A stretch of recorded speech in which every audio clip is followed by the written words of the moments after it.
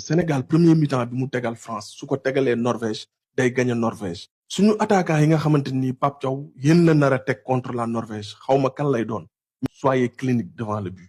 am leen adresse devant le but dugal leen parce que waaw ay occasion di ngeen ko am contre Norvège mais soo leen ko dugalul derrière Norvège duñu baal benn baal. parce que waaw Norvège ñëpp xam nañ ne équipe bu mën a dugal la équipe boo xamante ni moom moo jël meilleure attaque si zone Europe en éliminatoire. Coupe du Monde bi aussi seen premier match ñu dugal 4 buts mais derrière cette équipe là il y a une défense très fébrile il y a un milieu de terrain boo xamante ni aussi soo leen pressingé ils perdent des ballons très très facilement te loolu seen dernier match yi nga xamante ni joué nañ ko but yi ñu leen dugal dem leen ngeen seetaan ko ils perdent des ballons très très facile donc suñu attaquant yi nga xamante ni Pape Thiaw ñoom la nar a jox confiance ils auront de l'espace suñu jouer si le dos de la défense norvégienne on aura beaucoup d'occasions maintenant nag il faut que qu'on soit clinique il faut que ñu mën a dugal bal yi nga xamante ni dañ koy am parce que football ki la ëpp lu mu dugal kooku moo lay gagné te ñun instant bi foofu la ñu toll il faut que ñu am ay joueurs yoo xamante ni ils seront très efficaces devant le but adverse et pour ça on doit faire confiance si joueurs yi nga xamante ni peut-être Pape Thiaw dina ko teg mais maintenant dañuy demander juste à Pape Thiaw de prendre ses responsabilités joueurs yi nga xamante ni nekkuñu en forme mu xool nu mu def ak ñoom te teg joueurs yi nga xamante ni aussi ils sont en forme et ils sont prêts à se battre pour la nation ci biir terrain bi li ci des nag après c'est juste des détails mais gëm naa ne Sénégal premier mi-temps bi nga xamante ni tegal na ko France ba àdduna ñëpp apprécier ko su ko tegee ba pare jouer ko ci 2 mi-temps en 100 minutes parce que match léegi dépassé 100 minutes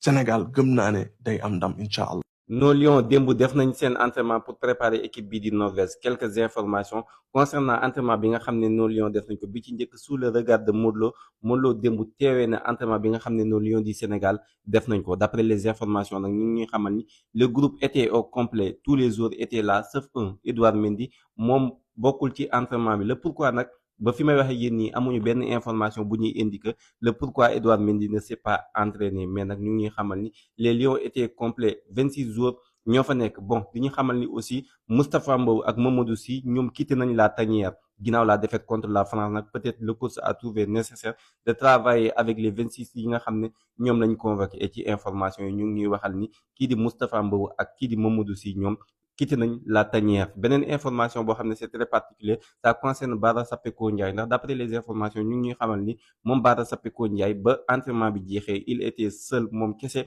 nekk di def entraînement bon xamuñu ba xam nag pour être titulaire le contre Norvège ou pas mais une chose est sûre Bara Sapeko Ndiaye après la séance d'entraînement moom il s'est entraîné seul loolu mooy les informations concernant les Lions du Sénégal ci entraînement bi nga xam ne démb def nañ ko. Concentration maximale maintenant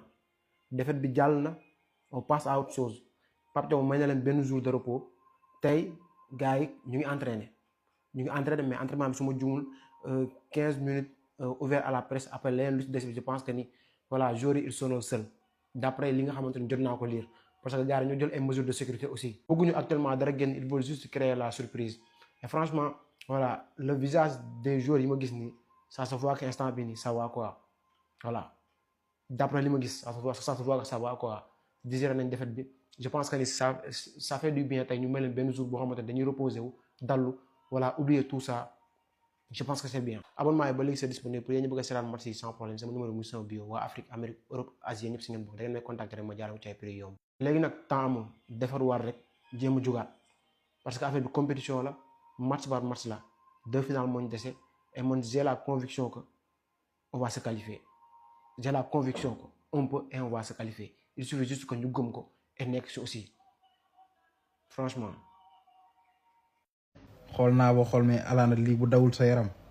non yow moom pare naa ci yow déglu. waaw xalaaney xalaan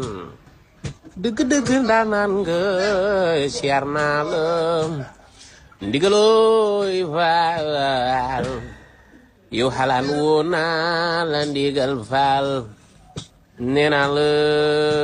suway nee naa lees waxal yow xalaan kaaro yàlla ngir yàlla suba yow bu ñu def li ñu ragal yàlla bu mu am yërëm nooy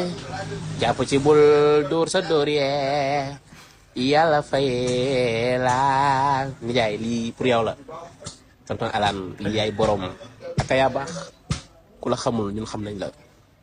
borom ñetti maami buur yi waaw sa maam ak noppi woon ndeysaan boo xëy ren balaa wax dëwën su di jógee birig jëbi samba jaajëf. jour bii di Ibrahima Mbaye est-ce que xam ngeen ne 25 minutes la joué ci Sénégal France bi dugal ci benn but ba pare nekk joueur africain bu gën a nekk xale pour dugal ci coupe du monde 2026 bi gars yi battre benn record kii di Ibrahima Mbaye gars yi loolu la def mu nekk joueur boo xamante ne mérité na léegi nekk titulaire. Iliman Ndiaye ci côté bi mu joué 17 minutes kase def ci passe décisive gars yi est-ce que joueur yi nii di Iliman Ndiaye Ibrahima Mbaye mérité nañ ñu la ñuy yéex a dugal ci ay minutes yu ndaw yi nii même bu fekkee ne sax mérité wuñu ñu la ñuy teg titulaire mais ci 50e minute wala ci 46e minute dañ leen war a teel a dugal ndaxte match Sénégal France yu dañoo seetlu ne milieu bi dañoo sonnoon fatigue amoon na bi ñu teeloon renforcer milieu bi attaque bi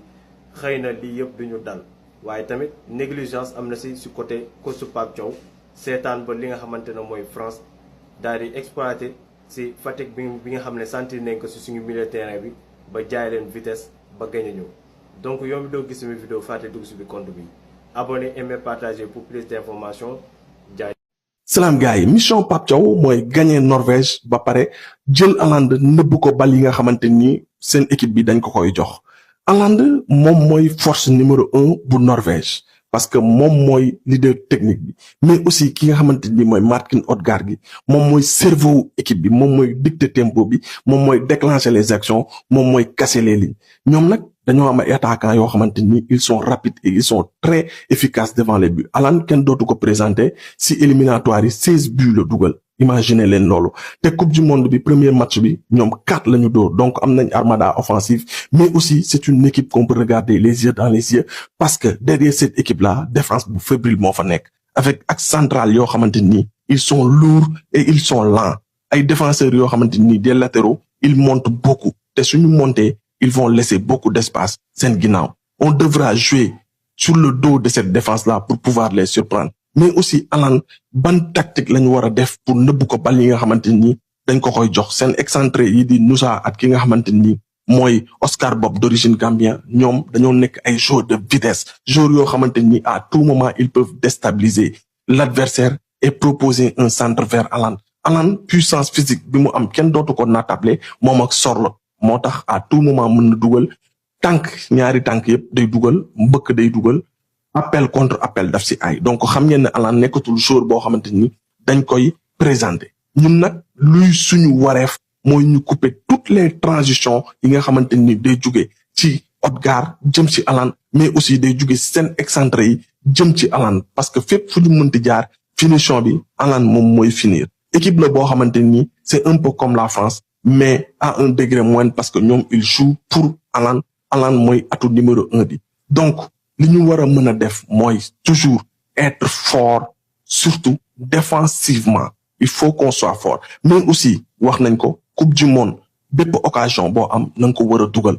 loolu jàng nañ ko ci match contre France yàgg nañ ko jàng ba tey loolu mooy suñu mën naa ne benn point noir ci football sénégalais bi parce qu'on manque d'attaquants yoo xamante ni ce sont des tueurs donc Norvège équipe la boo xamante ni c'est une équipe redoutable certes mais c'est une équipe qu'on peut gagner et avec la manière on peut gagner cette équipe-là pour ça il faut qu'on soit adroit devant les buts suñu taxawaay pare ba pare ñu éviter une perte de balle au milieu de terrain perte de balle milieu de terrain yooyu day déterminer résultat match bi parce que ñoom dañuy am ay défense boo xamante ni aussi dañuy perte balle et aussi wax naa leen ko dañoo lourd donc pressing bi nga xamante ni Pape Thiaw tegoon na ko France su ko tegee ñi nga xamante ni mooy Norvège. Des informations ak défenseur marocain bi di Hakimi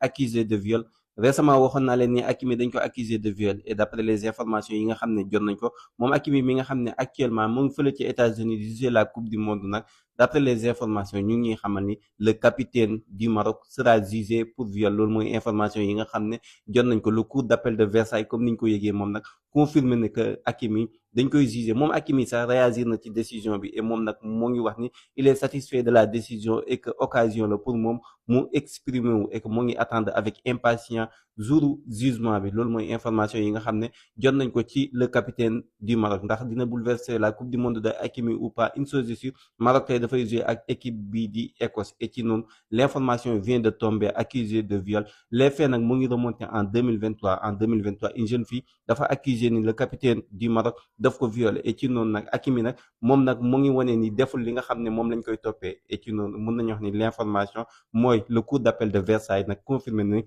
Hakimi il sera jugé pour viol.